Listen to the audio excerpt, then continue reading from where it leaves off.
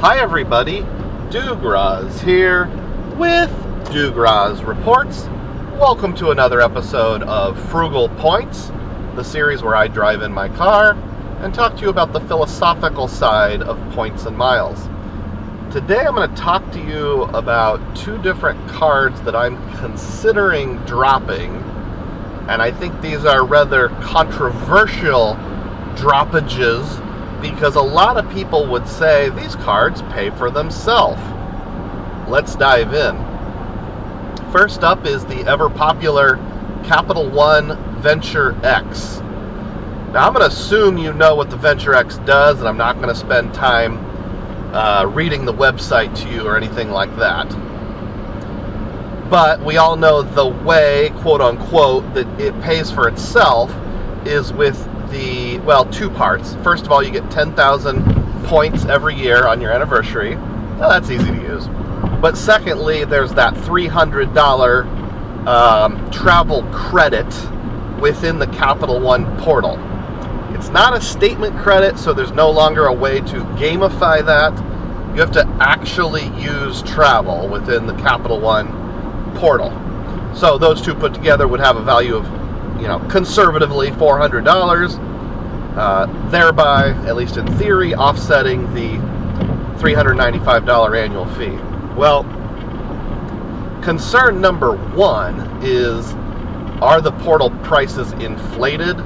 I haven't personally done a lot of research in that, but data points I've read from others would say something like, sometimes yes, sometimes no. Sometimes it's perfectly fair, and sometimes, it can be inflated 5, 10, 15%. So that's a bit of a concern.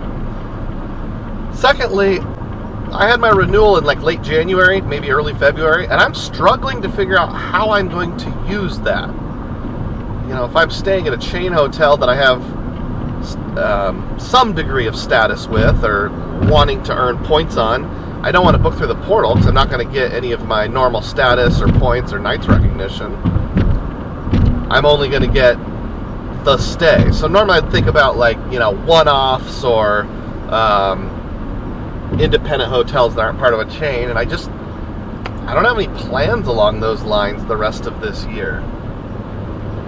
Car rental, well, maybe, but I don't know where I'm going to be renting a car the rest of this year.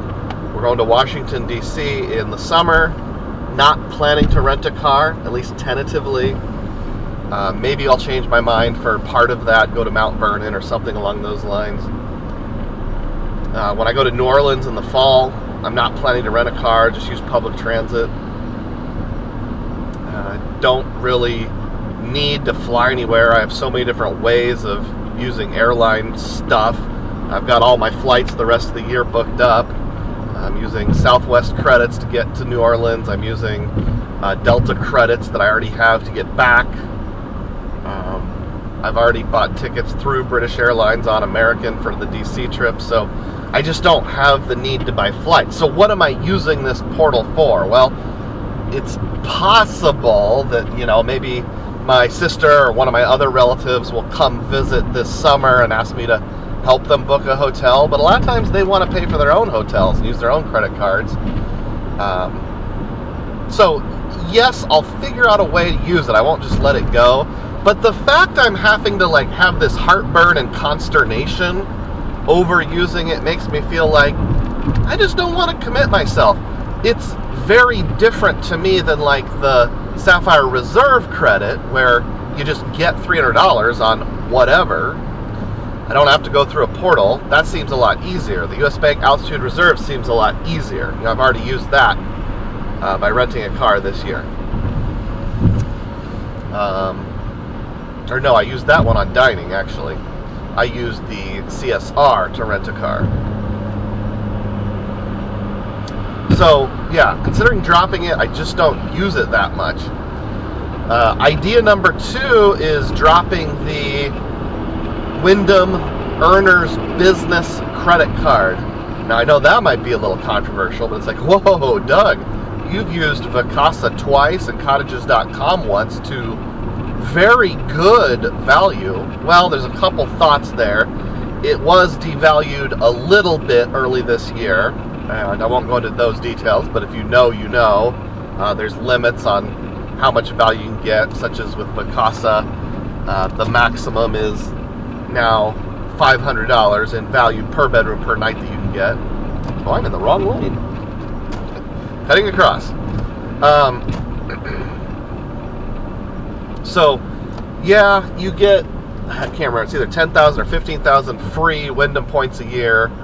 And based on how I use it, I should be able to value that at least a penny a point. So at a bare minimum, $100 of value, which cancels out the $90-some annual fee every year.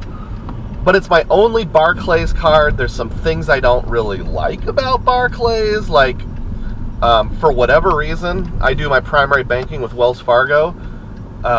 They don't accept electronic payments sent through my bill pay, so I have to wait for a physical check to arrive. You know, sent out via bill pay, which can take up to 10 days. I don't like their minimum payment structure, the way they have that set up. The app is okay, but not great. The statements, the physical statements, look weird. They have the numbers printed on the front instead of the back.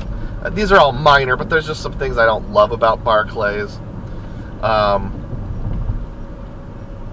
What I would be giving up if I canceled that is the points every year to offset the annual fee, but that means I would get to keep my $100 or so a year that I would normally pay for the annual fee.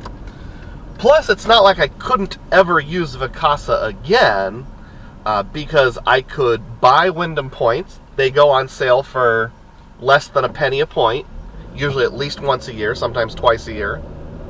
I can transfer over from City, or if I keep it, Capital One. And I'm definitely keeping my City strategy, and they do bonuses every now and then. So what I'd really be giving up is the 10% discount on any bookings, including Vacasa and cottages.com, that you get for having any particular card. And the idea there is, I like the idea of keeping my number of issuers down. So like, I would want to get rid of Barclays altogether. You know, if I'm going to have the card, I might as well keep that. So like, downgrading to the no annual fee version isn't that exciting for me. So those are my thoughts on that matter. Now I realize back on the Capital One, the main thing I would be giving up is the Capital One lounges. I already have Priority Pass through Chase and the Sapphire Reserve.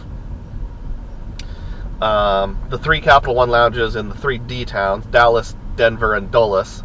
I've flown through 2 out of those 3 places. I've never flown through Dulles that I can remember, but I have Dallas and Denver, so I might miss that a little bit, but yeah, based on my style of travel and being somewhat infrequent, and I just never know where I'm going to go if I'm bringing family, I don't know that keeping a card just for the Capital One lounges is really worth doing. And if it's a big, you know, once a year or once every other year family trip, we're flying business class, and we're going to get lounge access anyway.